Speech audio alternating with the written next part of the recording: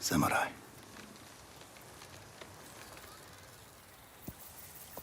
You are a warrior.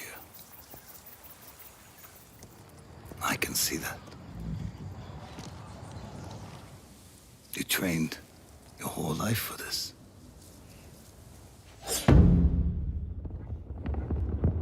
And you have won battles that lesser men have called unwinnable, yes? But while you were sharpening your sword, do you know how I prepared for today?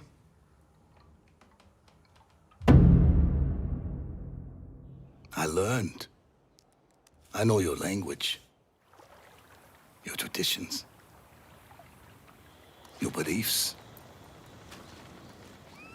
which villages to tame and which to burn.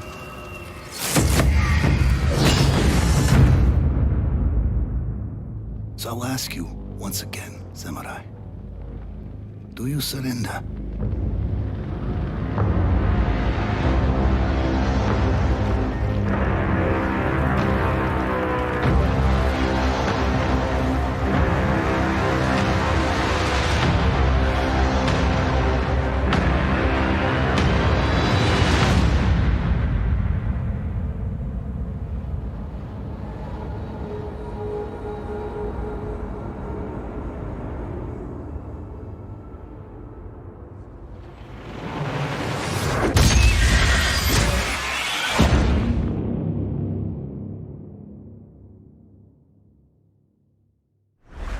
PlayStation.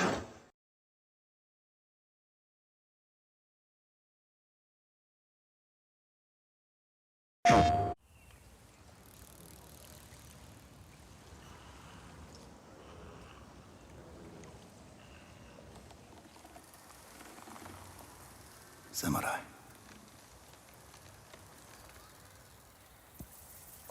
You are a warrior. I can see that. You trained your whole life for this.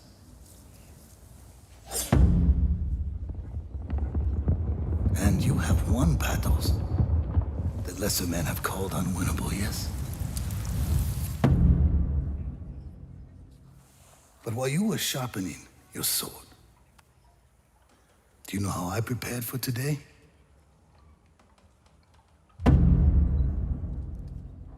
I learned. I know your language, your traditions, your beliefs, which villages to tame and which to burn.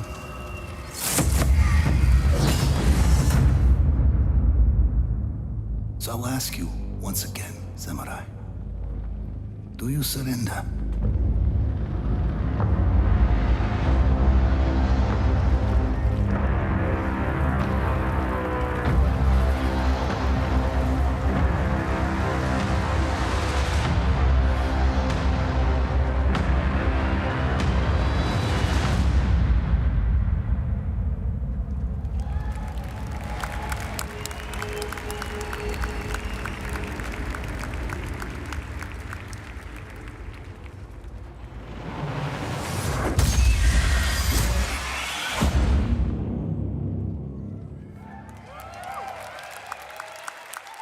Ladies and gentlemen, please welcome Brian Altano.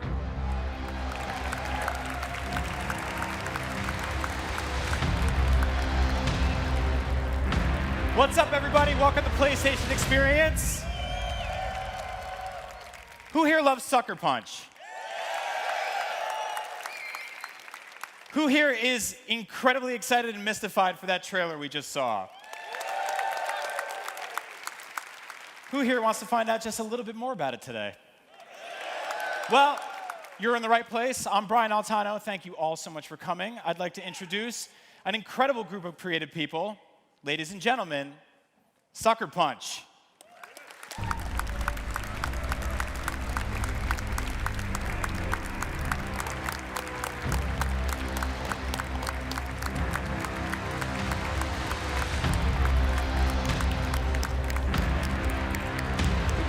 Wow, that's awesome. Look at that. That's amazing. Is there room for you? I'll sit on Jason's see here. lap. Couches are the sit on my hardest lap. part of video game development. There we go. Get cozy. Come on in.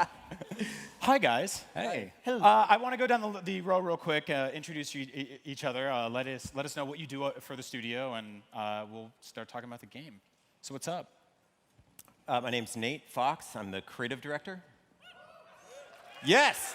Give it up. I salute the person who woos first. Takes courage. My name's Jason Connell. I work on creative direction, but I'm also the art director for the project.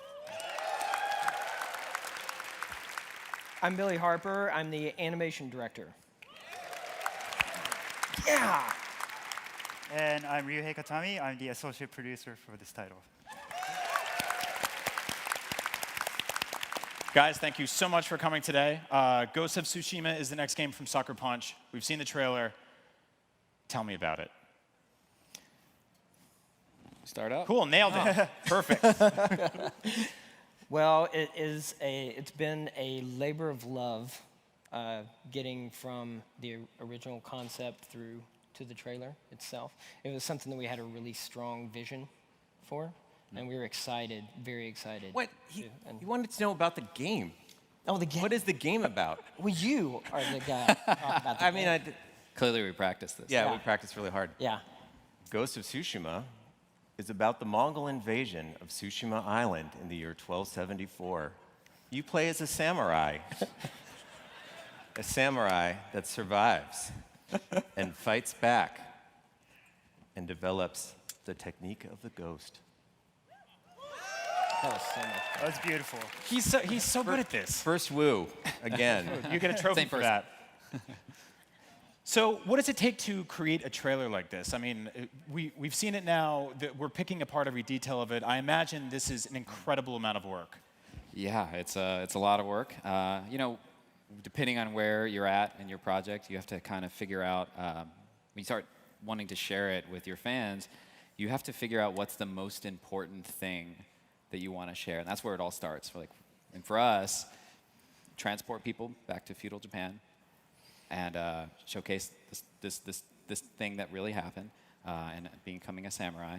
But then after that, it's super creative. It's all about the tone, which I quite really like the tone of the trailer, the feeling of the place. Then you get into like cinematography, lighting, and concept. Like all of this stuff applies straight to the game. And as a general rule, since we do all of our trailers in-house, as a general rule, we like to make sure that the things that we're making for our trailers are actually locations in the world. So all of those places are actually locations in the world. Yeah. Okay, so everything we saw there, I'm looking at that and I'm like, I can go there. Yeah. Absolutely. See, why don't they make more video game trailers like that? They're just like, here's a film that we made, and you watch the whole thing. It has nothing to do with our game. That's awesome. That's very good to hear. That was one of the most fun parts of the whole process. You're kind of like location scouting. Yeah. Just flying around through the game, finding these areas, and then just putting a lens on it, and everything else just flows from there. It's pretty awesome. Yeah. I mean, it kind of just reflects the coolness, right? Like, who doesn't want to go to feudal Japan? And those are the places you want to go. So put them in the trailer, and so we make sure that they're in there so you can experience them. Yeah. And I think that's like what's so fantastic about video games. Like you say, who wants to go to feudal Japan? And I'm like, I don't because I would die. But I do in a Sucker Punch game. And luckily, you're going to let me. Yeah. So what are some of the challenges in creating a trailer like this? I mean, I imagine that there are so many ideas you want to put in and so many secrets you want to hold back, and then probably lots of infighting. See? Only a little bit. Just a little bit. Right at the beginning, you know, we get over it. We all bruise easily, so therefore we don't fight that much. I think the biggest challenge is trying to find the voice of each character that you're going to show. And in this particular case, one of the largest characters is the world. And really, as Jason said, like starting out the process, looking at the locations, and then finding the voice of the Khan ended up being that spark that started us down the path. Yeah, and it wasn't our first one, right? Like, Nope, like definitely not. we didn't start there. We're like, oh yeah, let's do the Khan's voice. not exactly where we started, you know, but highly iterative team, you know, small group of people, and our creative director of videography work, he came up with this idea of trying to use the Khan's voice from a shoot that Dave had done with Patrick. Yeah, I mean, let's be honest. It was a sweet, weird idea from left field. Yeah, it was. Yeah. I remember Dave, like he just came out and he's like, because he was doing selects from one of our mocap shoot. He was just going through and like picking out what we're going to do for a regular scene. Yeah. And he came out and he's like, oh my God, this is so awesome. Patrick sounds great. This scene is great. Leave me alone. Yeah. And he locked himself in the editing room and like came out And The that first became pass. the whole trailer. Right? yeah. Yeah. So all of that has to kind of come together, right? I mean, there's an order to it. You don't just go like, well, we start with the VO, or we have the game, we have footage, and then we have this music. It all sort of gels, right? Were you worried at any given moment that like each part of it individually wasn't connecting the way you wanted it to? Every day. Every moment. See, making video games, it's just like to me from the outside looking in. I don't make games. I just talk about them. It seems like consistently terrifying. Oh yeah, I think it's consistently terrible. It's a lot of up and downs, and that's the fun part of it though, because you know, you see an idea, you're really excited about it, and you might realize that maybe that's not the best idea, and then all of a sudden somebody else comes up with something and throws it, you know, 10 feet higher, and you get excited again. So it's just throwing ideas out like that. So Are you guys really consistently terrified? Yes. Really? Oh God. creatively? The number of fever dreams. It's just crazy. This is a therapy couch, Yeah. technically. Wow. So Yeah. You didn't know you this. can let it out. Are you just hearing about this for the first time? They come off as very confident. This is the real reason I brought you all here today. Yeah, I'll Let out our inner fears of game development. Yeah, that's, being a parent, you just act like you know what you're doing. I mean, And they all the believe you? conversation Fake it till you we make it. have is like all calm and like we point out all the issues and you're like, okay, Yeah. we'll take it into consideration. Under the surface, we're the duck. Yeah. Like with the, Right, what's yeah. going on? Rio, were you terrified about anything in that trailer? Yeah? And it probably is not in the trailer now. It's not in the trailer. Yeah. We took it out. Yeah, because we actually have a team in Japan who helped a huge deal with this trailer, as well as our team in San Mateo. And we all worked collaboratively in making sure that we're hitting the right moments in this trailer. And we ensure that the representation is respective to the Japanese culture, and that's a huge part of the team. Yeah, Yeah. absolutely. Yeah. So it sounds like some things didn't make it in there, but what did make it in there is a lot. We're seeing some weather effects. We're seeing some day-night stuff. We're seeing a lot of weapons. Is this basically intentional? Like, is everything in there? Are you trying to tell players, like, this is something you will be able to find, you'll be able to do? There is definitely, every shot has, depending on the level, but there is very, very intentional choices that we made for every single shot. So for example, the opening shot that's in the pampas grass, the Suzuki grass, that was not, there's some people that suggested, oh, let's make this beautiful blue sky, sunny day with this sunset. But that shot actually starts off with a storm behind it, and there's intention behind that. Like it's a taste of things to come, and sets the tone. So whether it's as small as that, or various other things, that's the kind of choices I think we made in the trailer, especially when it comes to like weather and lighting and color Right. and all that. You're kind of saying, like, hey, It's serious. you're going to get that. That's a good tonal statement, though, right? Yeah. Things are not okay No. in Tsushima, No. No. Very not. which is good for video games, right? Right. Because, You need conflict. yeah. I don't want to Conflict play a is game where drama, everything's okay. Brian. I don't know if you know that. Yeah, I'm picking up on it.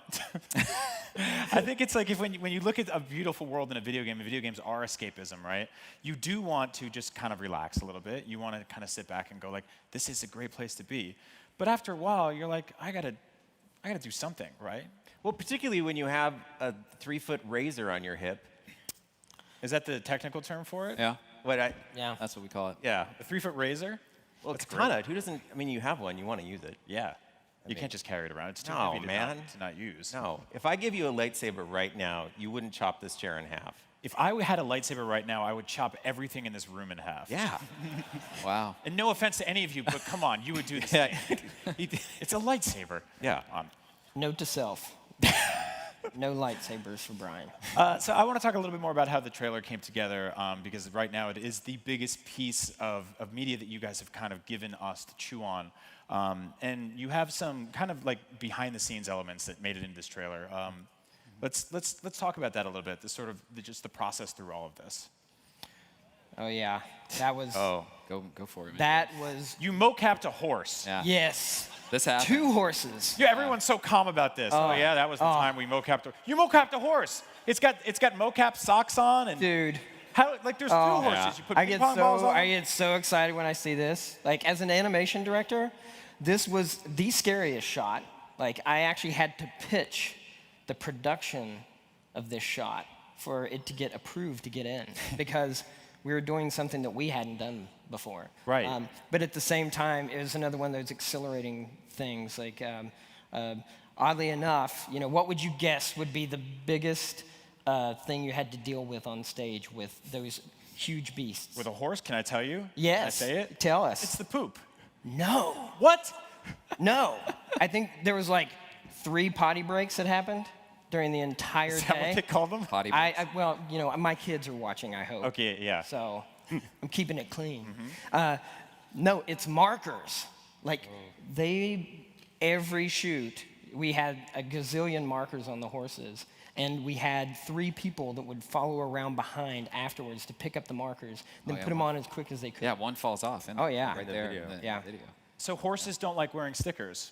A lot of little girls are going to be devastated by that.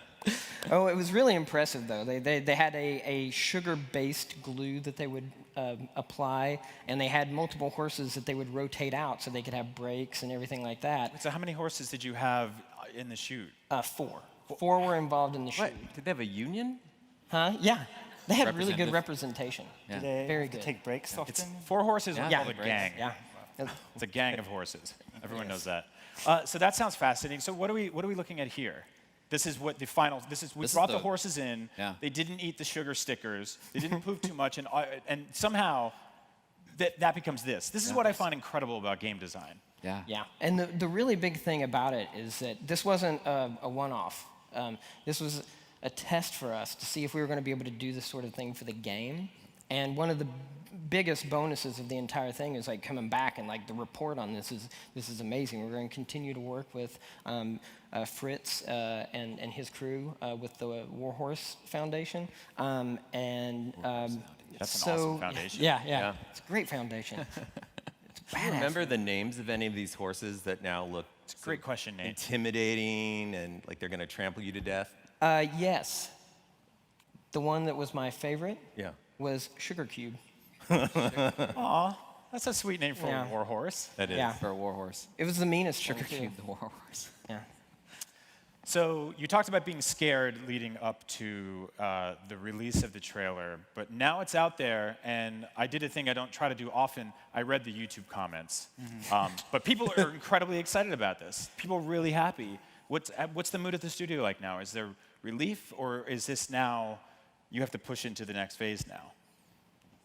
It's awesome. It's awesome. It's so awesome. so good I to mean, hear. imagine you've been working on something and you really care about it, and you can't tell anyone, no one, because your producer threatens you every day with termination if you tell anyone, and then it goes out public.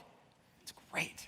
Suddenly you can share this thing that you've been, dreaming about at night, working on all the time, and see if people are as excited about it as you are. Did it And feel it's like a huge relief? Does it feel like keeping a secret? Oh yeah. And then, because you literally are, right? Yeah. Oh yeah, you're like a spy. You have to watch what you say when you're drinking in a bar. Yeah. Because That's a good rule for always. But normally we don't go by that rule. yeah, we do not follow that Yeah. rule. I've never heard You that. guys should follow some rules. That's a good rule. If you're ever in Bellevue, Washington, Oh God, don't do it. our studio is there. Valve, Bungie, there are all these video game studios, and so you'll go to a bar and you'll be like, "Hello," and you'll hear things. You just hear 4 guys sitting around. I'm so tired of making these infamous games. Now it's time for feudal Japan, and you just write it down. It is. Yeah. That's how it happened. You have Don't tell me that. I work for IGN. We'll send someone to that bar. Send Marty Sleva to that bar. He loves that bar. It would work. Well, we would just drink with him. Well, that makes journalism easier. So the trailer gets out there. All of you are now relieved, but now, obviously, you kick into the next phase, right? Yep. So I wanted to talk a little bit about, Let's kick segue. I just reminded you guys you have to make the game now. So Yeah. finish this now. Sly Cooper. Right? Infamous. I was talking to you guys backstage about how cool Infamous is because it nails Seattle. It was there for the PlayStation launch. The two are connected to me as it's just an incredible franchise. It's always been just so wonderful to me, especially through IGN. I feel like I've been there long enough. Those games kept going on long enough while I was there covering them. I've always loved your studio. And I think I just expected I would get another announcement for another Infamous game. I'd be like, cool, good to go. But instead, you're taking your studio in an entirely new direction, something I don't think anyone would have predicted unless they were at that bar where you were lying. Yeah, we were talking about it way too much. You got to go to that bar. Why? Why this new change for the studio? Why this step in this new direction? You do something for a long time, you want to try something different. Yeah. You know, I mean, Creativity. it's creatively satisfying to be freaked out. It is. Yeah. I mean, I love Infamous. I think it's great. But I also love creating art and love creating new worlds. So this is a good opportunity for us. And it's always best to challenge yourself. Like, you can be comfortable with an IP, with the world and the universe. You get really comfortable, and it's a creative process, and you kind of have to like shake yourself up every now and then. Right. Do something, and take a risk. This was definitely a risk, but one that was so worth taking.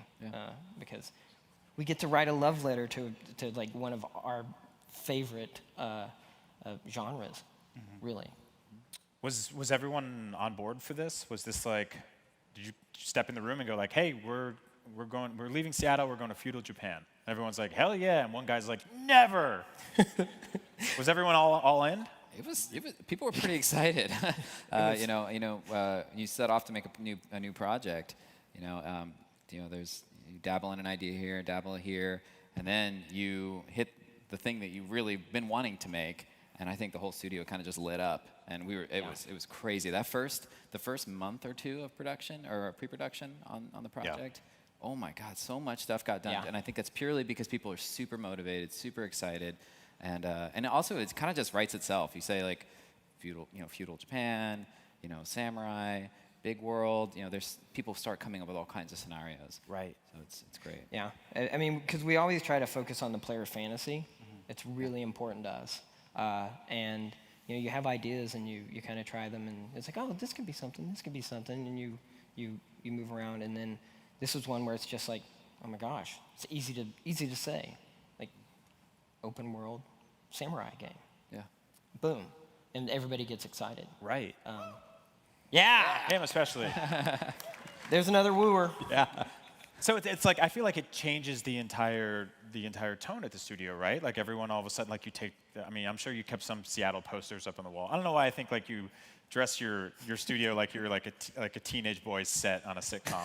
Oh, we It's do. just like, oh, we love Seattle. There's We posters totally everywhere. do. Yeah. Yeah. But I mean, so all of a sudden, like you are now in a different century. You're talking about things in a different way. There's different research all over the walls, right?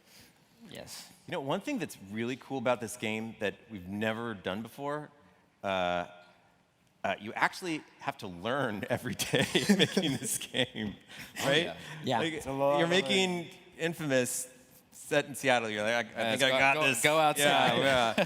But then you're trying to recreate Kamakura era Japan, and you realize you know nothing. And so every day you keep learning, you keep asking questions to somebody who actually knows something. And I keep learning every day because you ask questions and I don't know the answers right away. So like, it really helps study about my country, which is weird.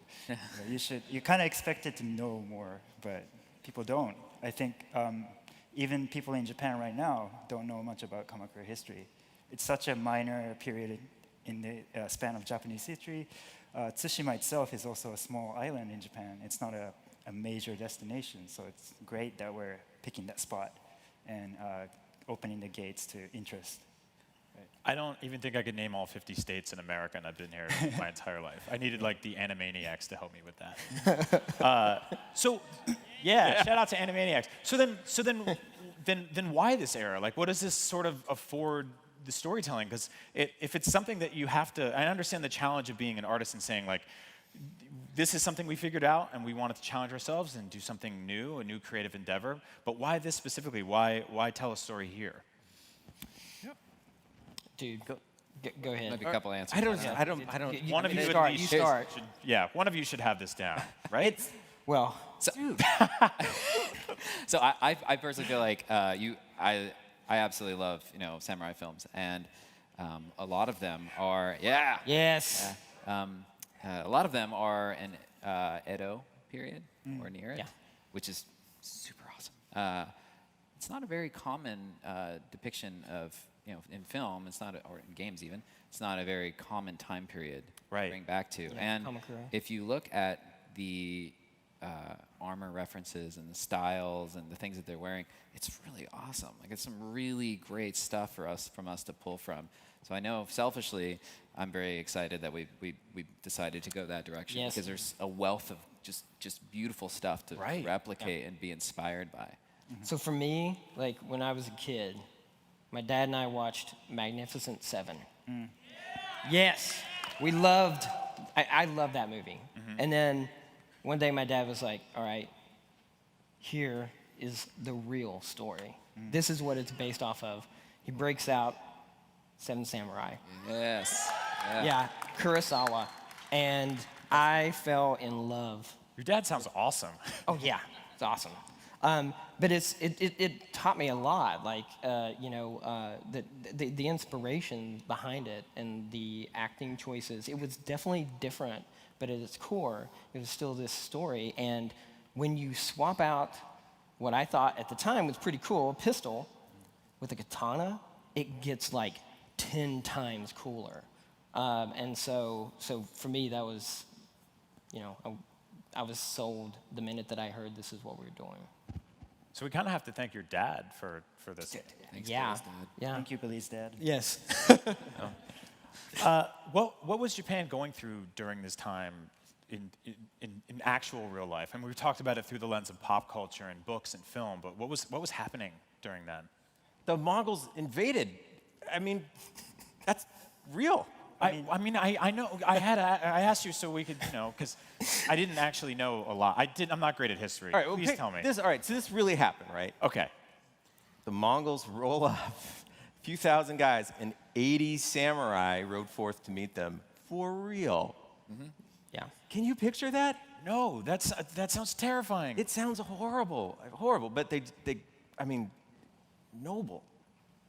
Yeah. And it's that doesn't scream make a video game to you? I mean, that's a political, it's an event that happens, but I mean, that is such a large historical event that also can overlap with action so well that it's exciting. Are you talking about like on the mainland? Like what are the politics of? Well, how much are you going to tell me about how it connects into the game? Shh. Wait, this is the part where you nudging. Okay, yeah. That was the tell for stop talking. Yeah. Historically, it's a significant time in Japanese history because this is the first recorded major invasion to Japan by a foreign force. So these samurais are actually facing an enemy that they've never seen before. They don't know what they're going to fight with, and they're just charging at them with what they know. So it's it creates a chance for a great gameplay and event. Sounds awesome. Experience. Yes. So I can't imagine all of this is going to be historically accurate, right? I mean, you have the word ghost in the title. I don't know if that's a gameplay element yet. I'm kind of hoping it is. But are you taking creative liberties here? Are you basing this entirely on actual historical event, or are you sort of being inspired by and moving in your own direction? Absolutely inspired by. Yeah. There's so much inspiration to take from this event and the time period and the location and the place. And it's just the jumping off point. We want to tell our own original story and our own things that happen in our version of that world. And that's very, very important to us as storytellers. It's also to make sure that we pay respect to the So family, the So clan. So I think it's absolutely like an inspirational jumping off point, and a really awesome one at that. It gives us such a good baseline, if you will. I mean, it's important to note that we're not making a historical simulation or documentary. This is I guess a fantasy Japan. Yeah. And we're using fictional characters, arts that's inspired from all over the place. But we're making sure that we're hitting the right tone of the age. I think the trailer actually, though, like some of the shots in the trailer, they're not. I don't know. I have not traveled all over Tsushima. We've been to Tsushima, but you know, there's no. When I went, there was not the perfect pampas grass field or the perfect wetland with the white flowers on it. But those are impressionistic views of Japan that we've done a lot of research on, that we are going to inject into our game and our world, because we want people to be able to go to those places. So that said, it does feel, like you said, there are areas that are based on real environments that you did get to see. Yeah. Yes. So did you find sort of a lot of visual resource or inspiration from actually visiting and seeing things firsthand? Yes. We took 2 trips to Japan.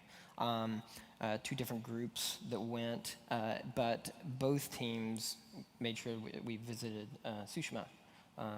And the second trip, we were actually fortunate enough to be there during a festival that they have to commemorate the attack, because it happens around the time that the attack occurred in Komodahama. And that was an amazing experience, getting to go and just visit an area and learn, and then just discover how rich that history and culture still is there. It was it was an opportunity of a lifetime. I mean, think about the scale of that. 750 years later, they're still commemorating this. Right. Huge deal. Yeah. And powerful. I mean, well, we obviously took a lot of reference when we were there. Talked to a lot of people. But Yes. Anyway, it's weird. We went into one of the high schools because they have some Mongol artifacts just on display next to the baseball trophies. Yes. No one stole them or broke them or anything? I feel like we'll be gone in 5 minutes here. No, it's really, I mean, it's just really fresh and alive. Right there, you walk in, and it's just sort of in everybody's memory. Yeah. And I believe one really interesting thing that happened was something that Shu brought up yesterday when during his talk. During our visit, we were fortunate enough to actually run into, by chance, Nakamasa, who is one of the direct descendants of the So clan. And it was by chance at a restaurant. The So clan was part of the 80 samurai that rode out onto the beach. And in talking to him, I kind of became so flustered and enamored, and was just opening up and talking to him a lot about the game and everything. And then he gave me his business card, and I was like so set aback about that. And they invited us to come and like watch the ceremony that they have the night before. It's a smaller ceremony. It's much more intimate. It's on the eve of the festival. And so, therefore, I was like, okay, I really need to do something. I have to give him my card back. So I gave him my card back. I gave him my card, and that is actually what came close to having the game leaked. Because imagine our surprise when a newspaper clipping showed up, and it had my business card. And the Tsushima newspaper. They can do that? They can just publish your business card in the newspaper there? Evidently, luckily, we come to find out they can't. There it is. Yeah. That was that a year ago? That was a year ago. That was a year ago. That was the day that I thought that I would never be allowed back in Sucker Punch ever again.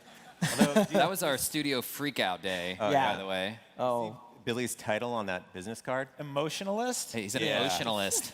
That was the only thing that made me calmer, because I was going to take that seriously. Right. I didn't even know that was a thing.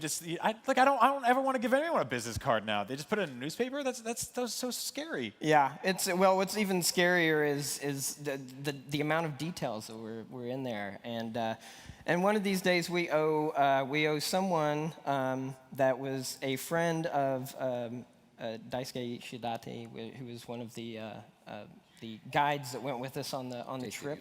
With J Studio, we owe him a big, most expensive bottle of sake because he brought it to his attention because he had family in Tsushima, and he saw this and he saw Daisuke's business card as well that's on there, and he said, "Hey, this is cool," and then it ran through the chain and everything and ended up back to us, and so that was the day it almost leaked. Yeah. So when basing a game on a real place that happened a long time ago, I'm imagining you don't have a ton of resources to work with. It's not like there were films and photographs to go on. I mean, you're looking at like illustrations and anecdotes and books and hearsay. Yeah. Is it difficult to create something real based on something real with very little to go on like that? Or was there a lot preserved that you could find and mine and dig through? There are some shrines. I mean, there's some places for sure. I think it's difficult, but it's actually super fun. You're just digging through history, learning about Shinto shrines and Buddhist temples and pagodas and forestry and the types of species and trees. Like not a lot of that stuff has changed. It's just grown in different ways. Right. So it's actually a really fun part of the job, at least from the visual side.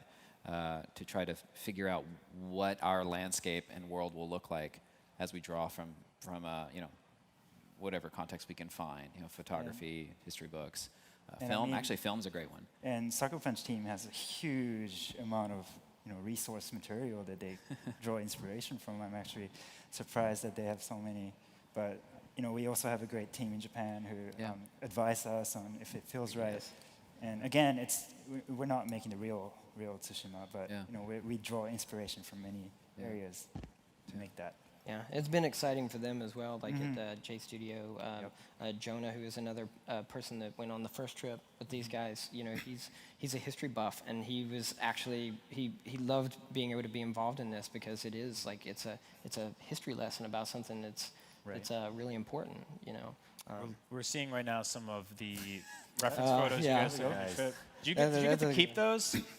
No, unfortunately. Awesome. I asked. Did you? You could just put clothes over it and try to sneak out. Yeah. You should buy some. So yeah, these are obviously some of the reference photos that you guys took on your trip. Yeah. That's the 13 Assassins set right there. Oh my God. Yeah, which is a movie. If none of you have seen 13 Assassins, Yes. you have to watch 13 Assassins. Great. And if you've ever listened to Wu-Tang, you've heard 13 Assassins. Wu-Tang. Wu-Tang.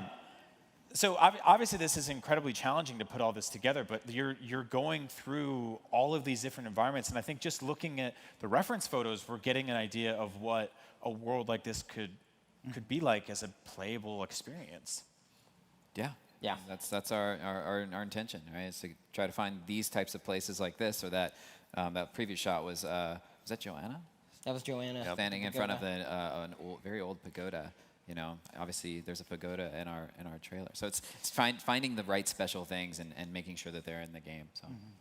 And so obviously you have to balance historical accuracy with making a modern video game. Yeah. And you have to balance attention to detail with fun and also respecting the source material and the subject matter. Yeah. And I can't imagine that's an easy task. Yeah. It's made a lot easier by having people who you can fall back on that are knowledgeable. I mean, being a part of Sony means you can talk to people who are totally aware with Japanese cultural customs. Right. And the last thing we want to be is, kind of inadvertently offensive, right? Yeah. That's not what you want. You want to bring this fantasy to life and have it feel potent and authentic. And part of that is actually trying to get the feeling that Billy had when he watched The Seven Samurai, because to Billy, that's what samurai are. In fact, to a lot of us, I mean, that's how I first were exposed to samurai. Yeah. So, we're trying to capture that as well. I don't think that is actually, I don't know. How historically authentic is that movie? Not very. You see? See? It's so fast. I mean, in Japan, games and movies, they take liberties in creating alternate history. It happens all the time. And yet you feel that sense of being in Japan or feeling that tone. So, yeah, I think it happens all the time. Starts with, in short of it, we have to think about what team means. It's not just Sucker Punch team and the people that work in Bellevue anymore. We have Ryu down in San Mateo. We have people at J Studio. We have Sachi. Yeah, Sachi goes on set motion, with us. kind of like mannerisms and motion coach on set when Nate is directing. We have a Buddhist and Shinto guy who's a PhD in Buddhism. It's very difficult to just jump right into that world. You have the guy that picks up the horse stickers. Yeah, exactly. I gotta have that. So Tom. War horse. Dude. whatever. Tom, the horse sticker picker-upper. Yeah. Man, Love where would you, we be man. without you? Is he here? He's No. here tonight. Yeah, He's got a No, he's- scraggly he's red out there beard. He brought somewhere. 4 Watching horses TV with right him. now. So yeah, this is not tourists trampling around a country and taking pictures and running home and making a game. This is respect. This is dedication. This is a group of people who care. Yes, and fortunately for us, yes. Yay! Sorry, didn't mean to cut you off, man. Fortunately for us, like Sony, the company, and Sucker Punch, like collaboration is such. It's fused in our DNA, and so that part of the process wasn't foreign to us, and we were very, very pleasantly surprised to find out that branches all the way out throughout Sony, and so therefore it was. It's a hard thing to go about doing, but it was an easy thing to start doing. Right. Well, you guys have been there with PlayStation for so long that I feel like at this point, there's the same thing goes. There's a level of respect for you guys where they're sort of like, hey, like they're gonna make art and it's gonna take a bit and it's gonna be gorgeous when it happens, but let's give them all the love we can. Well, thank you. Oh, thanks. Oh, don't thank me. I mean, yeah. I would love it if you would like to tell people about what a kmon is. The what? The kmon? What that is. Kmon. Yeah. So come on, this crest right here is like a family crest that's used by traditional Japanese families. So each families have their own unique style. And this mon itself, we had a few conversations back and forth to get it right. It's a fictional mon, but there was a few designs that Jason put together, and we had some conversation back and forth. Yeah. So maybe you can elaborate on Yeah. the design we had. Ryu and J Studio helped us make sure that the one that we were picking was the most authentic and believable for the time period, and also matched, which finally somebody on Reddit the other day put together, that it is mountains, and that it's because Tsushima Island has lots of mountains. Right. So that was kind of cool, and this is the family crest of Jin Sakai. So we're happy with the final design. Yeah. We're proud of it. I like wearing it. Thanks to Reddit for discovering that those are mountains. Yes. I wanted to go down the row real quick and just have each one of you tell me what this game means to you and I guess what you're most excited about in the future. Start with you, Nate. Well, I named my dog Lord Toranaga. Yeah, after character in Shogun. So I am deep into it, really deep. So it is kind of a dream. It is a dream come true, not kind of, to be able to work all day thinking about this sort of fiction, these stories, these characters. And I'm really excited to see it happen and make it, especially like the last month of production, when you're playing effectively a finished game. But have you ever played a game and thought, oh, this would be better if they just changed that? If you're making a game, you can do that. It's great. Yeah. So you're playing a game you love and you can make it better. It's the best feeling in the world, and that's what I'm most looking forward to. So yeah, you get to come in every day and go like, this kicks ass, but what if it kicked more ass? Yeah. Yeah. That's so cool. It is wonderful. I like the build of it. Yeah, it's kind of a lame comment. Wonderful. Yeah. Pretty cool. I think for me, it's as an artist building worlds. Like creating Seattle. Second Son was super fun. You do so much research and you immerse yourself in amateur photography and professional photography and cinematography and other games. You just dive into this thing for years, and then you start getting to this point where you build your own version of it. You build your own flavor of that, right?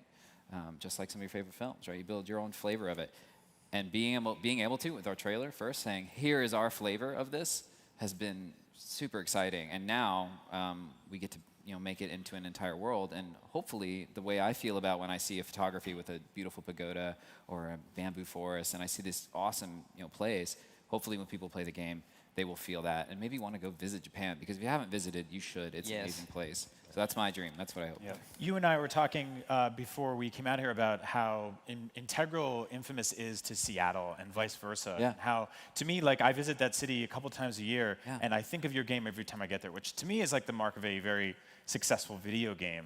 That you've recreated a real place, and the pop culture has almost replaced my memories of the real place. Yeah. And I'm just disappointed when I get there that I can't like run up walls and shoot lasers. Oh, you can. Well, maybe you can. Yeah, but you get arrested. Yeah, you'll get arrested. Yeah. It's worth it. So yeah, I look forward to seeing how you begin to tell that same kind of story with Japan. Yeah. So I knew it would happen. Nate stole my answer.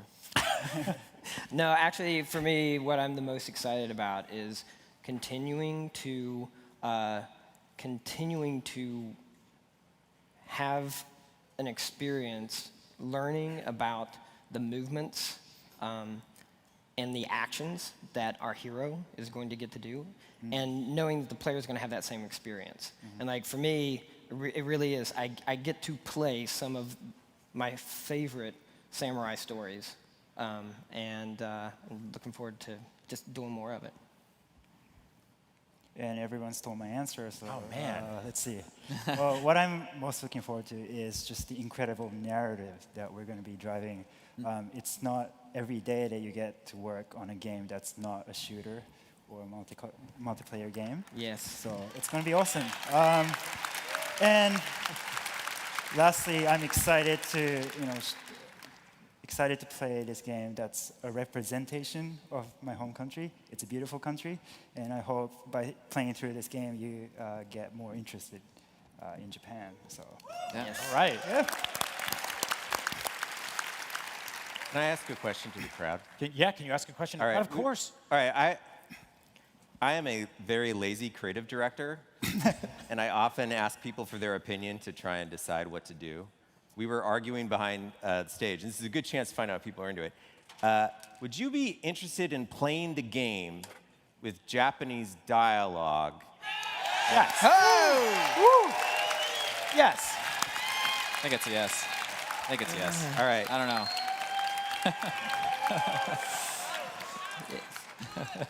Noted. Thank you. Thank you. Do it for the wooers. All right. Well, I think they're into that. Yeah. Yeah. Nice. This is what I love. eat my Weasley gloves? That's what he said. That will be an option in this game. Ladies and gentlemen, that's Ghost of Tsushima. This is Sucker Punch. Thank you so much for joining us today here at PlayStation Experience. Thank you, guys. Thank you. Give it up for Sucker Punch. Yeah. Thank you. You guys are awesome. Thanks, guys. PlayStation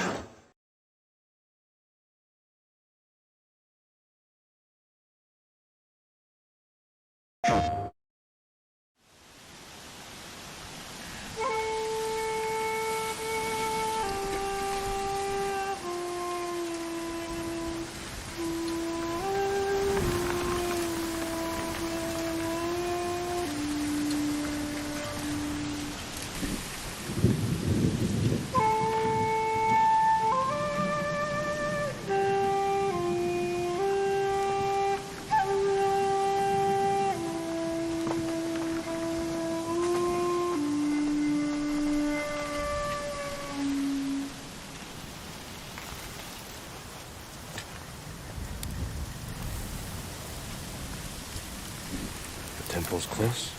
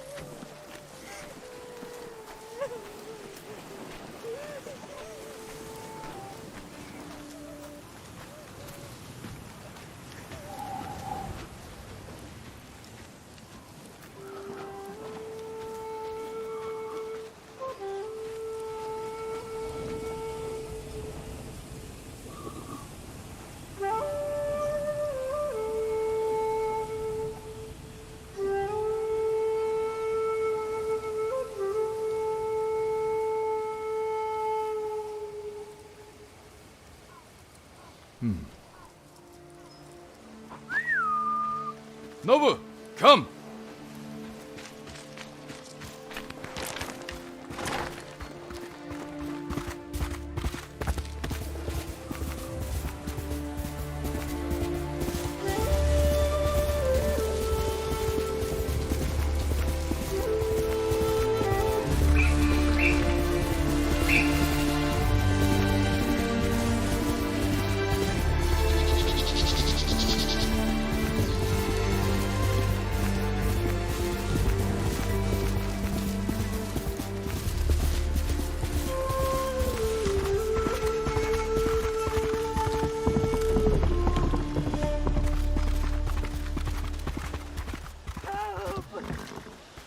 Where are they?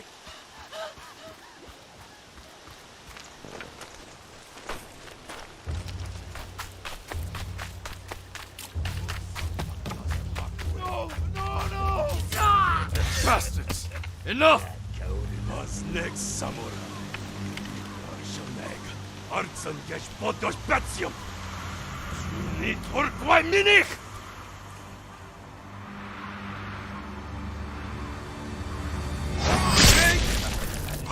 Samurai! Los geht's!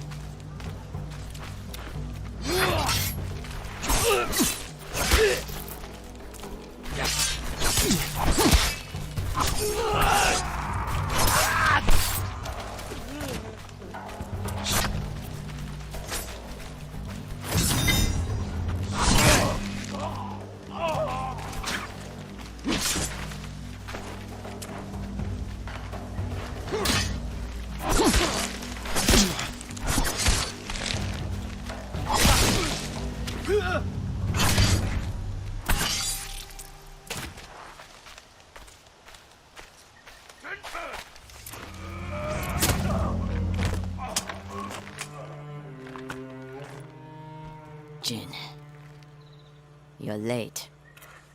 You're impatient. Where's the monk? The bastards beat me to him. Now they're torturing him at the temple. Come on. You think the monk's a hero? We need him, Masako.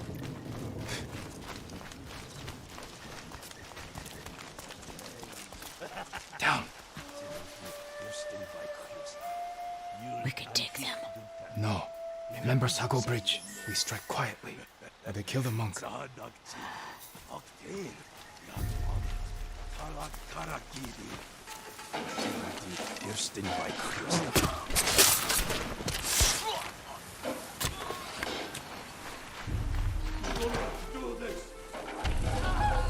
I'll guard the exits. Just get that monk.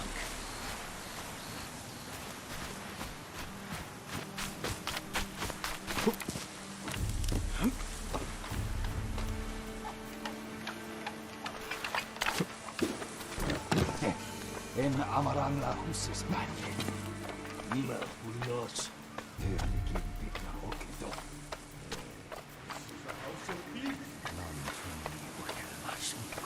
Bakolan. Chuni orok do Tsushima. Aeda stuffed aflopan. Please, I do not understand. Uldathwi. Chamagotun hami. Ulfmi che yaven sagt. Chi obelatno. Tini horiya.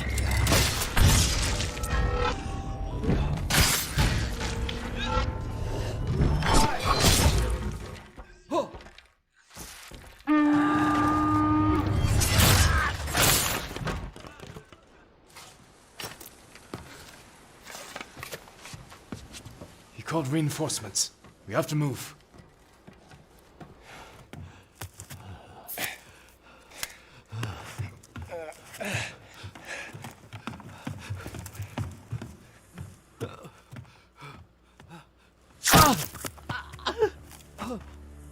Masako!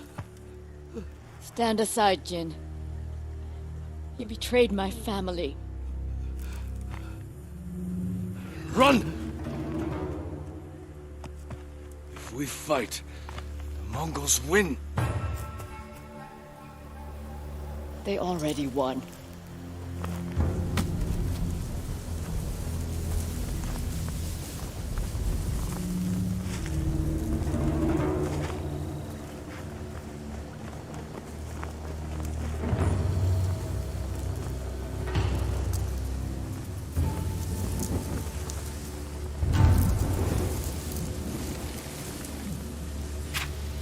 my friend.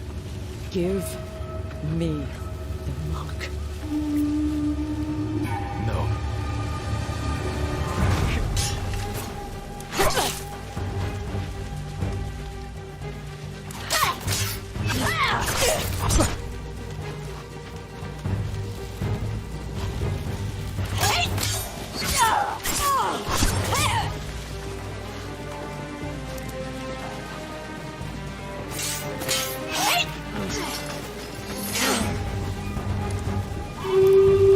You hear them coming? That's our enemy.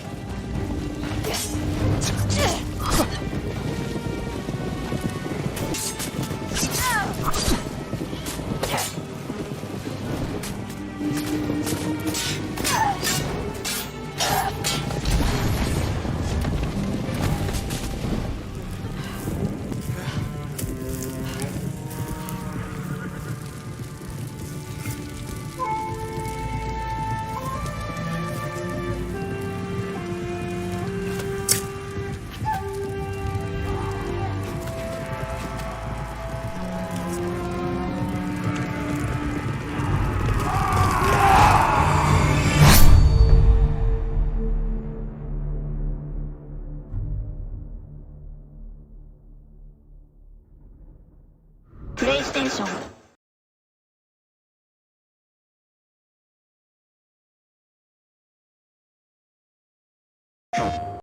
Hello, my friends, and welcome back to PlayStation Live from E3. I have the great pleasure of being joined by Nate Fox from Sucker Punch. Sir, hello. Hello. It's good to see you, and it is also good to have Rob Pearson. Sir, hello. Thanks for having me. Hello. No, it's my pleasure. Thank you, everyone, for watching at home and also watching here on stage. We're here to talk about Ghost of Tsushima, which we had the pleasure of talking about yesterday in a much more rushed situation in which we had less time. So now I'm glad to have you back on the program so we can actually kind of go through the trailer a little bit, hear your thoughts on the game. For those that don't know, Ghost of Tsushima is your upcoming game, set in Japan in, let's see, hold on, I have it right here, 1274 on the island of Tsushima. You are correct. What brought your studio to that time and to that location? Well, we really wanted to have a character fantasy that you kind of instantly knew and wanted to engage in. So samurai, it's an excellent, I don't know, just like player identity. Right. And then you set that inside of a conflict as compelling as the Mongol invasion of 1274, and you've got a great recipe for an excellent open world action-adventure game. Yeah, absolutely. I'd say that's an excellent recipe. Yeah, oh yeah. Perhaps even perfectly seasoned for us. But why don't we actually have the, I'm going to start this footage. And we have your, yes, there we go. I don't know how to operate a laptop, guys. All right. We're going to go, and this is the trailer that you guys, I'm sure, tirelessly worked on for the showcase that we, debuted last night in Los Angeles. I figured that we could kind of look through the footage here today and kind of go through and tell us a little bit about, the process of creating this gorgeous piece of work. All right. Well, I think this shot is really, really important. One of the first things we looked at when trying to go after the samurai genre is capture the sublime beauty of nature, from fields of grass to bamboo swaying in the wind, and then a proud samurai being very still in the middle of it. Is that how still you are when wind is blowing at you? Yeah. Because that'd be really impressive. It is. He looks tough. Tell me a little bit about the visuals and kind of your visual team, your art team, and all the people that worked to make this so beautiful. I mean, you guys, it must be an astronomical work. Well, there's a strong focus on minimalism. That's so you see the things that are the most pronounced, right? In this graveyard, for instance, that beautiful tree with the shape and that lone flute player silhouetted against the sky. You can drink in nature because it's not cluttered. I think this is a very Japanese aesthetic that we very much appreciate and want to bring to the game. Are you talking about your UI at all yet, or are you keeping that secret for now? So for E3, we did not put in UI, although the game will have UI. We just think it has more cinematic impact without it. Of course. Now, this actually is, I think, for me, the coolest shot of the entire trailer, because we're making a massive open world game.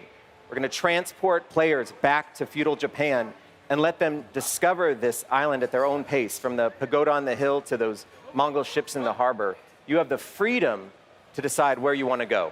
Why do you think an open world works so well with the samurai genre? Because it's not something we've seen many times before in video games.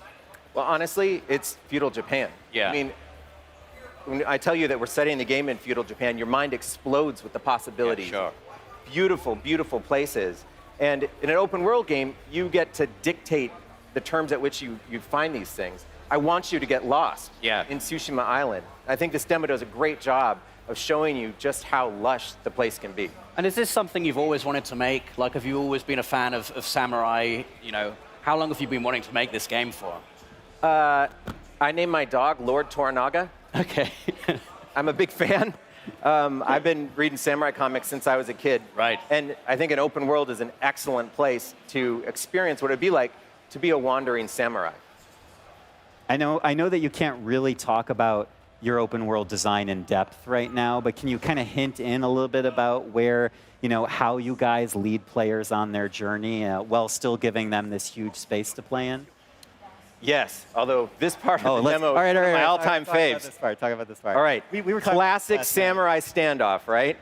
Who's gonna make the first move? All right, right there. In one swift action, Jin slits this guy's throat, sends his gold faceplate flying. To me, that lethal precision is quintessential samurai combat. We have it on this giant screen on stage here in Los Angeles, and it's amazing. I love it. It's a lot different to the combat you're kind of used to in video games, isn't it? Where you mash the attack button, you're swinging your sword around. What were the challenges you faced when approaching a combat system that's unlike anything we've really seen in video games before? Certainly we want to build the tension before the swords come out, kind of like gunslingers in the Old West.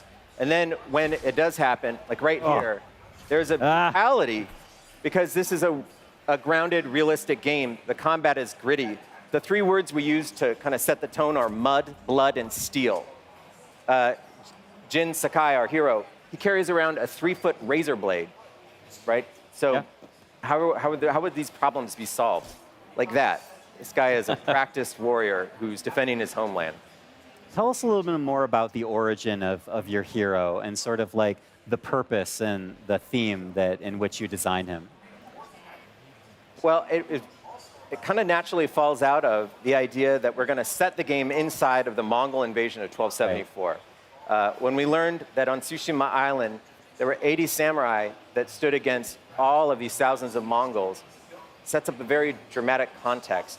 So in our game, it is an original work of fiction. We are not rebuilding history stone by stone. But this one samurai is forced to evolve. He came from a military tradition that's pretty rigid, and now to overcome the odds, he's having to bend his code and invent new ways to fight back.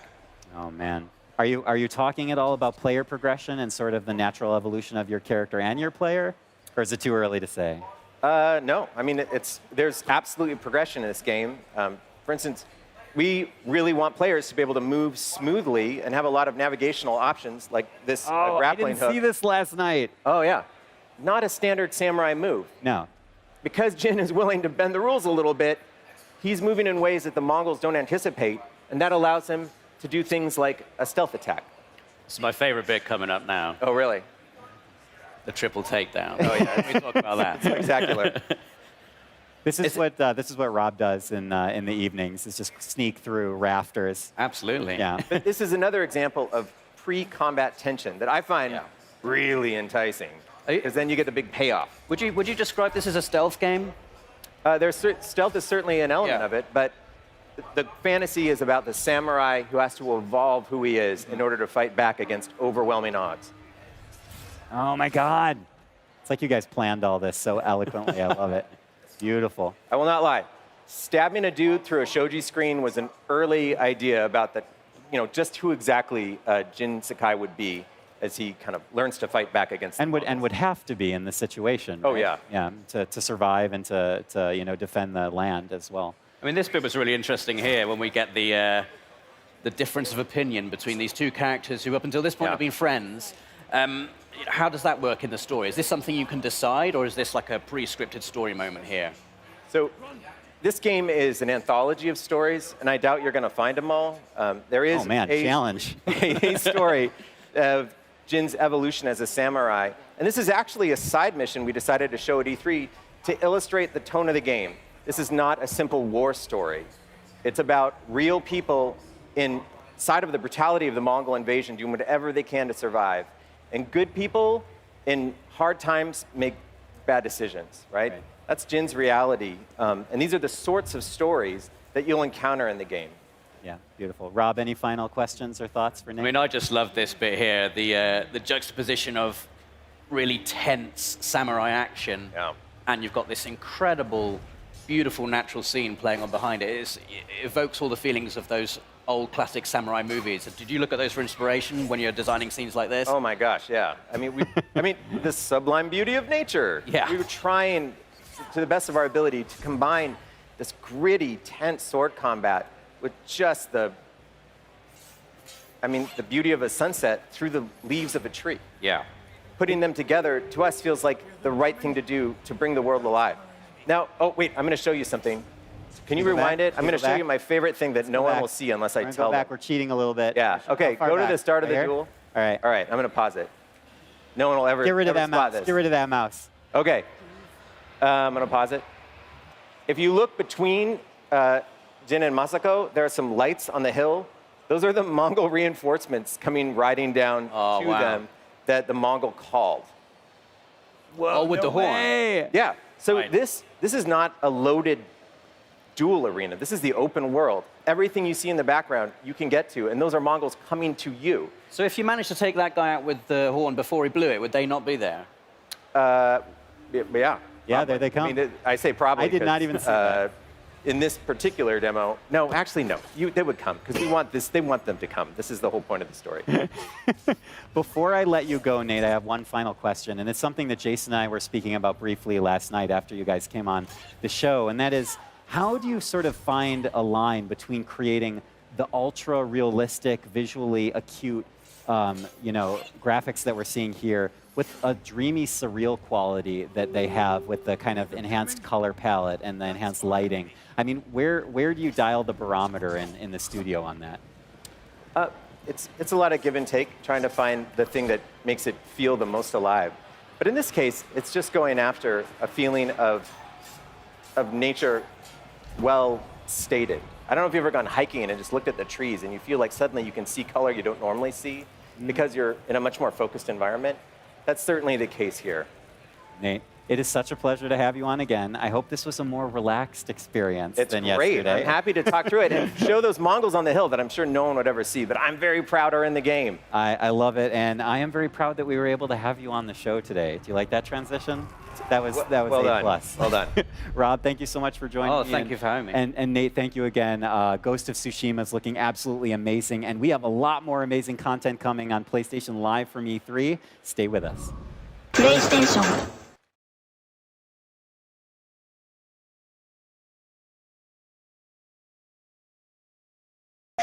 Welcome back, everybody. Justin and Ryan here, along with Jason Connell, art director at Sucker Punch Productions, to talk about Ghost of Tsushima, which is, holy cow, man. Let me just say, this is one of the most impressive things I've seen this year at E3. Congratulations on the reception to it, on creating this incredible thing. I think today we're going to do something a little different. We're going to do a deep dive into the world of Ghost of Tsushima. That's right. So we have a few shots that we're going to queue up here, and what I'd like is for you to just kind of walk us through what we're seeing. Talk to us about some of the artistic techniques and some of the technical tricks that you're using to make this game look so incredible. Yeah, absolutely. Is that cool? Yeah. All right, awesome. let's queue up the first shot and let's get in there. But you have to do it in a quick amount of time, right? Yeah. You have to explain your entire process.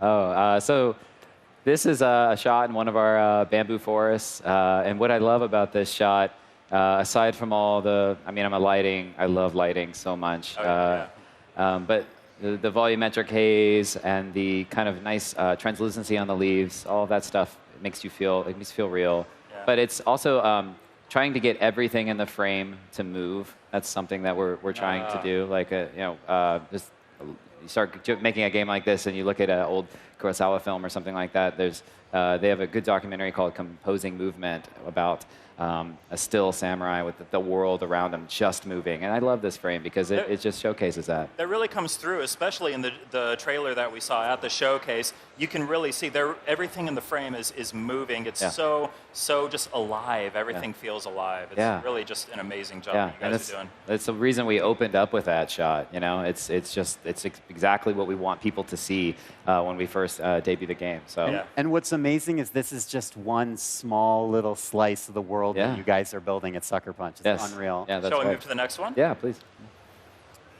Oh my God! What? Come on, man! I kind of forgot the order, so like I'm just going to be shocked each time. Like, this is beautiful. I got a couple of things I'd love to talk about here. One of which is when we went to Japan. We went to Tsushima Island. And we saw, I personally saw some of the most beautiful sunsets and sun breaks, and just the sky was really evocative. And, and that actually is something that some of our last games had as well, if you go back and look at like Infamous. So now that this game has a dynamic time of day, that made it very challenging because you can't just paint this beautiful skybox. You have to really orchestrate some tech to make these kinds of scenes come true. And this scene does that in spades. But it also has this, something else here. There's a sense of adventure. There's these shrines and places that you're going to be able to get to and go up to on top of high mountaintops. This is a high point in the game where you'll be able to actually visit and go to. So cool. Yeah. You mentioned lighting before, and it really comes through. I think in almost every one of these scenes, the light is just kind of one of the focus. The core pillars of what makes each shot look so beautiful. Yeah, light. We put a lot of energy and artwork into the way that we light our games, and especially true for this one. Yeah. Okay, let's move on to the next shot. Do it. Wow. Look Get out of here. Just leave. Get out. Wow. I cannot take how beautiful this game is. There's a lot of great things going on here. This is showcasing a variety of biomes. Obviously, this is not a bamboo forest. So there are places in the game that you get to that will be quite different than other parts of the game in terms of like the vegetation and the foliage that you'll see kind of around you. We want a lot of variation. We want people to feel like they can remember this place because it's extremely different than the other place. In this particular place, you see more of like a Golden Lake kind of feel. So it's another good example. Also, I'm very fond of the sky that's going on here. Another really good example, procedural sun breaks and breaks in the sky. Really feel like it's kind of foreboding, but it's also got a moment of beauty to it. So that's intentional. And the water as well. Yeah. I mean, I don't know if you touched on that earlier, but you have the birds coming through as well. I mean, it's just amazing. Well, if you look really closely, you can see like insects kind of flittering above the water there and everything. Yeah. I thought they were birds. They're probably insects. Maybe. Maybe both. Yeah, just gorgeous. Oh, the insects. Yeah, that's our effects artist. So, that looks incredible. Cool. Let's move on to the next shot. Oh, I love that. Yeah, this area. Part of what we're trying to do with Ghost of Tsushima is, it's very easy when you go and create. I mean, it's a photoreal-based engine. The technology lends itself to making very photorealistic-looking scenes. But our goal here is it's very easy to just add more stuff in. Like you could have this purple, flower little grove and just add weeds and more bushes and more just trees and like make it a little bit less manicured and maybe it's more photoreal. But it's very easy to add more on. But actually, as artists, I think it's really hard to be very minimal. And our goal with the art direction for the game and in the environments is to be minimal in that way so that it's a little bit more lasting and you remember it. And this is true for, if you watch the demo, the Pampas Valley that you see, it's not Pampas Valley with tons of trees and weeds and lots of other things. It's a pretty large sheet of this like white color, or the end with the red leaves. Oh, it's very intentional to be. If you can be a little bit more minimal, people will remember it longer. If that makes sense. Yeah, I noticed. Oh, go ahead. I was just going to say, is it difficult for you as an artist and you as a team to sort of exercise that great restraint that you're describing, to kind of hold back when you feel like you need to do more? Yeah, actually, it is really hard. I mean, you want you want it to be impactful, so the urgency is like to just add more. But it is quite hard. But it's a practice thing, and we're getting better at it. We've been working on it for a while, so we've been getting better at it, and we're going to keep getting better at it. And we've been working with some of our J Studio partners, and that they comment on stuff like that, and it's really helpful. So this is unreal. I notice you're making extensive use of depth of field in these shots, and that seems like it would be a really hard thing to emulate in kind of a live environment like a video game. What's it like implementing depth of field into the game and into these shots? Yeah, so these shots are taken in our world at real locations. And we spruce them up with our cutscene kind of editor a little bit. But like, for example, you don't want to be just running around the world with depth of field on all the time. It's pretty. I've done it. Yeah. But there are areas that you can do it, and it makes it look really amazing. Like in the duel, we know you're in this mode, and you're fighting you're in this thing where you're fighting this other person, and we can do some really subtle tricks with the camera to make the scene feel more powerful. Add a little depth of field on it. The beginning of the duel, the camera starts a little higher up, and that's not a very dramatic shot. But as the duel goes on longer and longer and longer, it's not rotating all over the place. You have full control over it. But if you just slowly pull the camera down a little bit so it's more on the plane, it's way more impactful. It's another area where I think you probably need to practice restraint, because when I was first learning how to take photos, I do some photography stuff on the side. I was always tempted to just crank the depth of field, just destroy the background all the time. But it's a little better if you kind of like find the right balance there, right? My team keeps me in check because I am the environment art lead right there. But so it's a thing. I do it all the time. So cool. I think we have a couple more shots here. Let's move on. Here we go. Yeah. So this, the game is about an invading army. The Mongols invaded, and so they all have places and locations in the world. And it's a little, we chose this one at night and the dynamic time of day, and put it here at night, just to showcase that throughout the world, it's not just. Our goal is to have this sharp, beautiful imagery, like this really just lush landscape of places that hopefully people will want to go see and remember, in high contrast with areas of more death, a little bit more terror, and a little bit more, combat and things like that. Beautiful. I'm like spellbound. Yeah, I'm just like looking at all these shots. At I stare at this giant screen back here. It looks really good on. Yeah, no, I keep staring over here. Thank you. I do have, I don't want to get too far away from the world building that you guys are working on, but I'm actually personally curious if you can speak to this. If not, no problem. Creating framed, beautiful moments is so important in your game, but you also want to give the player control of the camera and be able to navigate an environment. Is there a way to kind of balance out enabling player control and kind of direction of the scene, but still preserve the artistic vision that you have? Yeah, it's something that I think we work on a lot. I mean, if you've ever played a Sucker Punch game, they are very fluid. And that means you have to spend time on camera and controls and all that. So while we have this incredibly ambitious, artistic goal, cinematic goal, we have to make sure that it's marries very well with the gameplay, and that means you have to spend a lot of time iterating. So just for the horse ride, we put that horse ride in there for a lot of reasons in the trailer. One of which is just, I think it's just beautiful. But and we want to show traversal and all that. But that one, for example, you don't just get for free. Like, it was a lot of iterations on the exact camera angle and how the camera works. I mean, if anyone's ever worked on a camera settings for a horse, it's extremely hard. Like, how much do you have it, rock and rotate? If you can do a lot, and then suddenly you get sick or something, or you can't see the horizon. You put depth of field on and motion blur, and it's great when you look at it, but if you're playing, it's like maybe you don't see in your peripheral. So it's a lot of teams, gameplay teams, and cinematography folks working together to make sure that those scenes are maximally beautiful but extremely functional. Yeah, it's interesting. We're at a stage in video games where you kind of need to have like a director of photography working on these games as well. Yeah, and we have like myself works on it, but with Billy here, I think I've got a chance to talk to him yet, but he as well. Like, there's a couple people here that are, Nate cares a lot about camera, especially game camera. He's really good at it. So we have quite a team that kind of hit it from a bunch of different angles. Great. Just I think, all the more reason to be excited about Ghost of Tsushima, right? Oh, absolutely. Yeah. Let's move on to what I think is our final shot. Here we go. Yeah, so this is the DOF right up front there.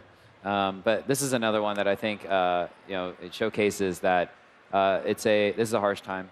You know, it's not just a walk through the beautiful purple flower area. There's a lot of adventure, and there's a lot of just exploring this world that we're crafting. But there is a reason that you're the hero in this story, because there's been a lot of destruction, and you're trying to save the people of this land. So we wanted to show this off as well. So yeah, I mean, look at everything that's happening in this shot. You've got obviously everything on fire, but you've got all these tiny particles, the little embers coming out, not to mention the incredibly blurred foreground. Everything, I mean, there's attention to detail there. Everything is still moving there. How many layers are there here? How insane is this to try and put together from an art direction standpoint? Yeah, you know, it's I think that some of the harder things is you know, we don't have a very large team. We have a decent sized team, but you know, we have 2 effects artists, and they have to split the entire world up, ranging from, you know, if you roll around on the ground, you get mud slopped up all over you, and so if you roll a bunch of times, you'll just be caked in mud, because it's really important to us in creating all these locations and these places. And from an environment and art direction and creative direction, we want you, the samurai, to feel like you're in the world. So rolling around in it, collecting on you, that's effects. Blood, if you saw the trailer, there's a lot of blood, so that's effects. Not to mention smoke and clouds and skies and, you know, things like those dragonflies and birds and fire and ember. It's a lot of work. So we work really closely with the lighting team, the effects team, and the environment team to create, you know, these kinds of scenarios. It's incredible how much has to come together to make something like this happen. Yeah, I think one of the hardest things is actually, I said it earlier, but I just want to recap it again because I think it's so important to the genre, but is wind. Having everything move, if it can move, make it move, is a goal for us. It's a very ambitious goal for us from the very beginning. And you know, we're achieving it. Like you walk around the game world and you're like, oh my God, like everything in front of me is moving, and that's a goal. Yeah. So seeing that that last shot of everything, kind of all the flames coming up and everything, it reminded me of one of the shots from the trailer, and I wanted to ask about that real quick. I don't think we have it queued up, but I just wanted to acknowledge how beautiful that I think it was the final shot of the trailer that we showed during the showcase was, where there's the duel happening, and then the flaming arrows start to come in, and everything gradually starts to light up. Where did that come from? It seems so inspired. It's so beautiful. You think that you're seeing something incredible, and then it just goes even further. Yeah. I love the ending of that, and there's a couple of reasons why. There is Jin Sakai. You know, we want to present him as a you know, he's a harsh samurai. He can hold his own, but he's also knows that he can't do this without help of other people. So it's a little different. He is a little bit different than the average samurai, and that's actually really important to his growth as a character, because eventually he will become the ghost of Tsushima, and that starts with him being a little bit more compassionate in a moment where you may have normally seen somebody kill somebody. So our goal there was, how do we build the drama, not in the favor of compassion, but in the opposite direction? Fire, you know, people right around the corner on them. And he still takes his time and isn't just here, you know, yelling at her or anything like that. He's like, no, you know, like, I need your help. Yeah. And that was the inspiration for that. Yeah. So it's no secret that you did a lot of research when you were preparing for this game. Lots of travel, lots of on-location work. Yeah.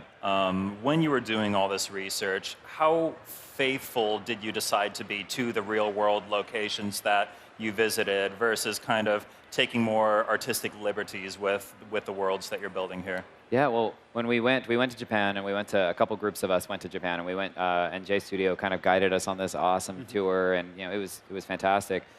And then we went to Tsushima, and that place is stunning, and it's beautiful in its own way, and it's like 87% like deep, thick forest. Like you can't even go through it. You can't ride a horse through it. It's really hilly, and so it makes it a little hard to make a game out of that perfect landscape. But we did take the exact map, and so some locations. There's actually the beach where the invasion actually happened. We have that marked on the map. But in truth, it's we're making an original kind of story and an original character, and so there are some areas where, for the general gaming audience, we're like, oh, we're going to create something new in this section, because maybe it would be really fun to adventure to. Yeah. Or we could put a really interesting story there. But usually those, when they're really off or different, we work with one of our J Studio producers who now is on our team. He's been helping us a lot, just guiding us on which ones we should go towards and which ones we should move away from. So it's been great having that help.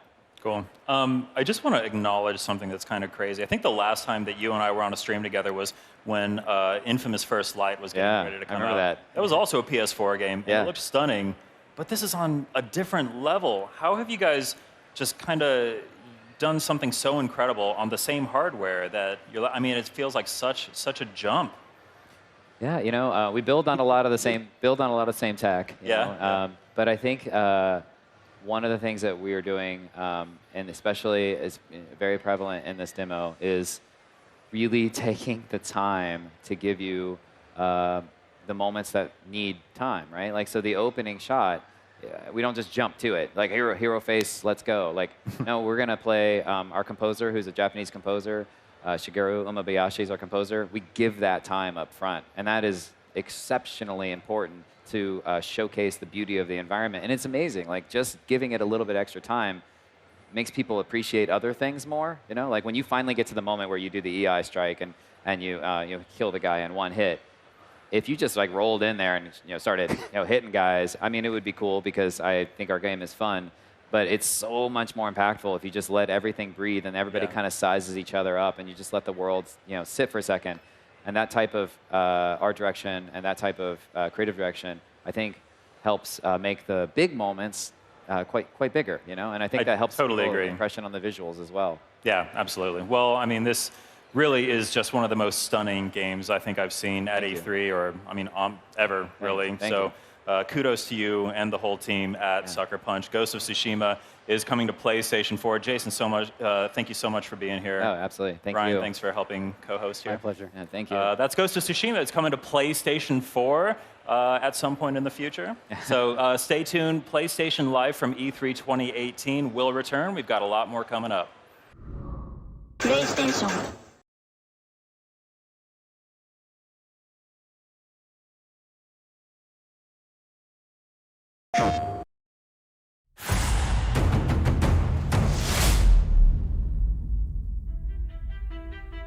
So in 2014, we came out with Second Son, and about 6-7 months later, we came out with First Light. And then about a year from that, PS4 Pro was starting to come out, so we wanted to support that with Second Son and Fetch with First Light and all the cool laser bullets that come with that.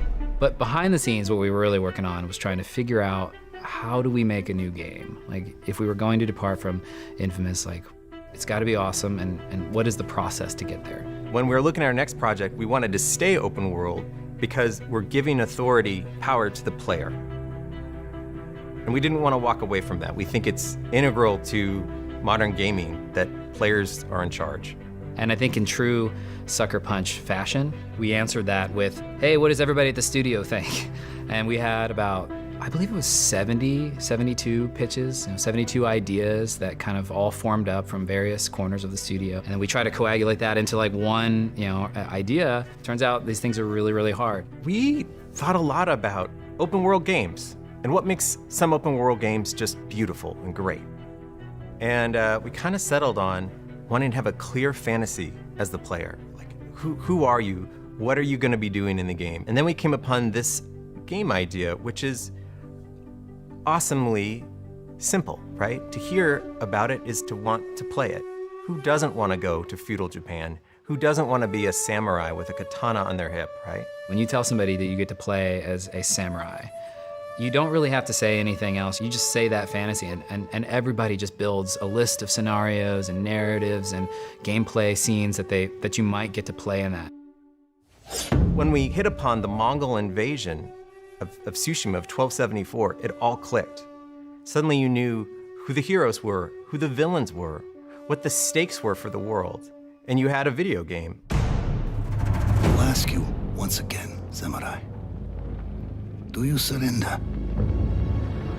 Ghost of Tsushima is a action stealth adventure game where you play a samurai in feudal Japan, and we're taking inspiration from the historical point in time where the Mongol army invaded the island of Tsushima. All those locations are in-engine, they're in the world. That's the place that you're going to defend, a huge island filled with a lot of different places, towns, people. There's so much to learn. There's so much to see.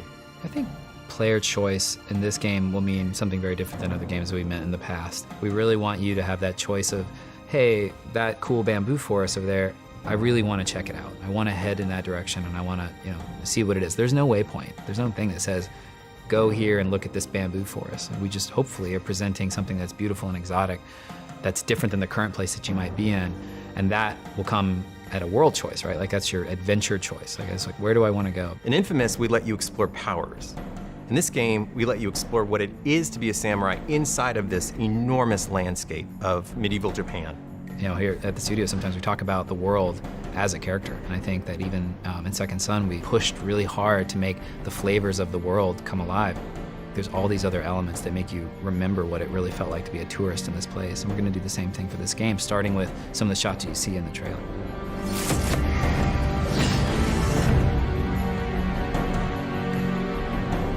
We've been working on this game for 3.5 years, and it's exciting to be at a spot where we're finally able to share with the world what we've been working on. And now it's just up to us to actually deliver this fantasy, this wonderful fantasy about being a samurai in feudal Japan.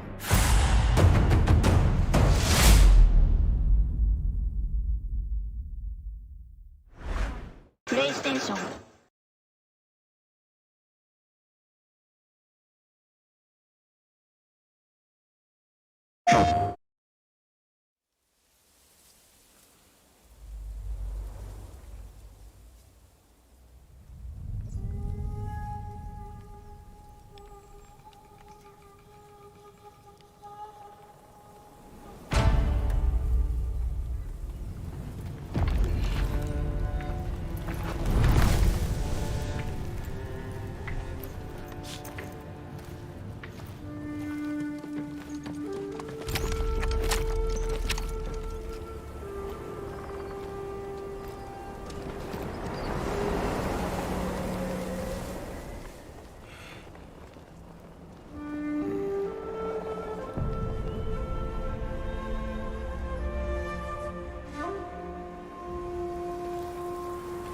Samurai!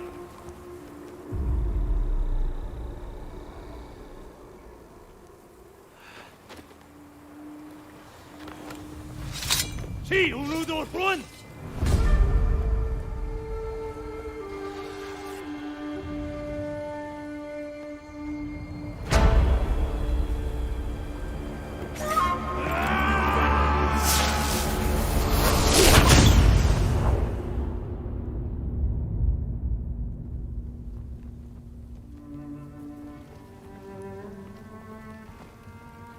The ghost.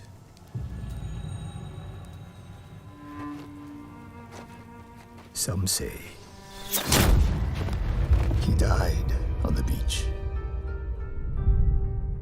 Others say he is a storm made flesh. When the wind thrashes their tents and boats, they know he is coming.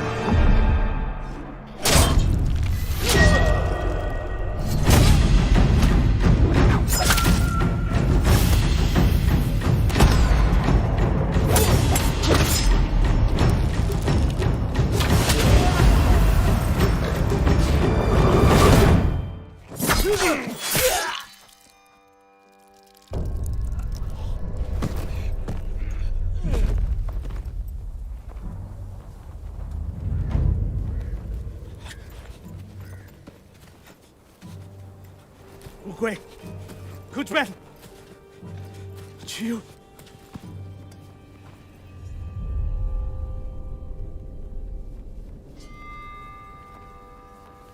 Tell him I'm coming.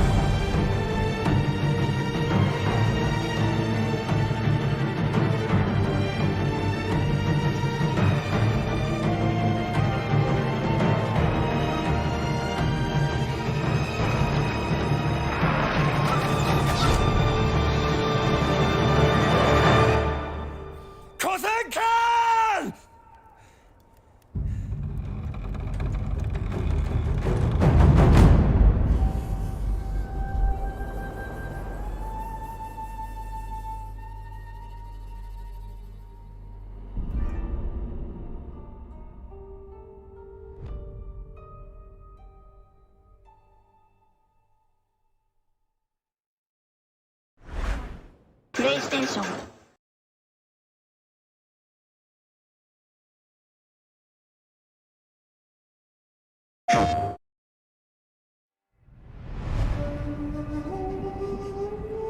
Jin. When we fight, we face our enemy head on.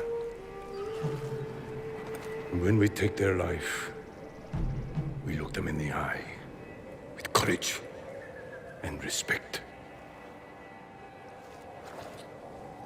This is what makes us samurai.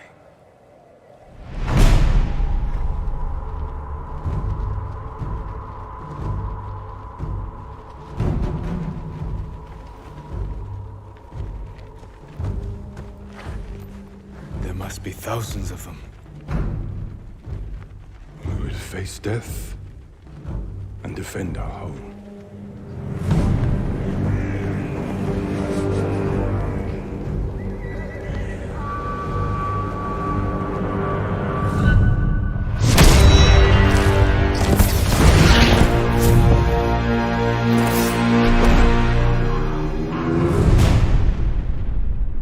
We do what we must, Lord Sakai.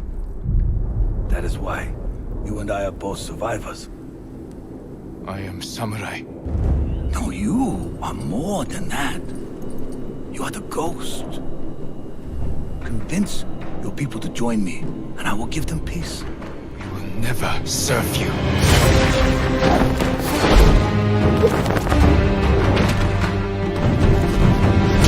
I've never seen a samurai fight like that. It was nothing. You're more than a samurai. He is a vengeful spirit, back from the grave to slaughter the Mongols. If you continue down this path, you will be no better than the Mongols. I trained you to fight with honor. Honor died on the beach. The Khan deserves to suffer.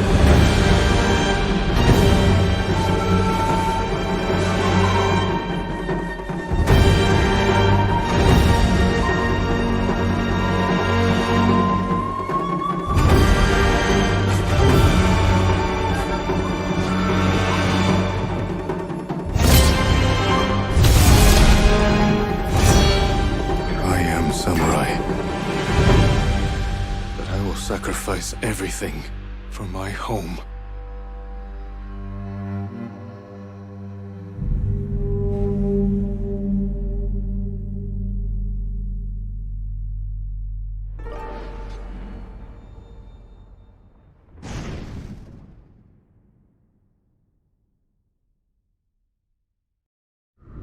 PlayStation